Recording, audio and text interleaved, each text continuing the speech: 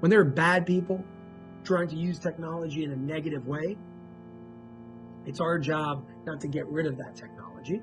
It's our job to take that technology that they're trying to use against us and turn it into something positive, ultimately creating their demise, leading to their demise and their downfall. The energy enhancement system is a perfect example of not saying, let's get rid of technology, let's repurpose it. Let's use it in a positive way. Let's use it in a way that can help people.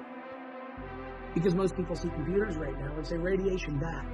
But what if you can use the computers to convey a certain code, a certain energy that not only helps create a positive environment and a positive field, but in addition to that, you're also using the technology in the way that creates a null zone of radiation. So you actually cancel and X that out. That's how the energy enhancement system works. And it's a perfect example of how we are using negative technology and turning it into something positive.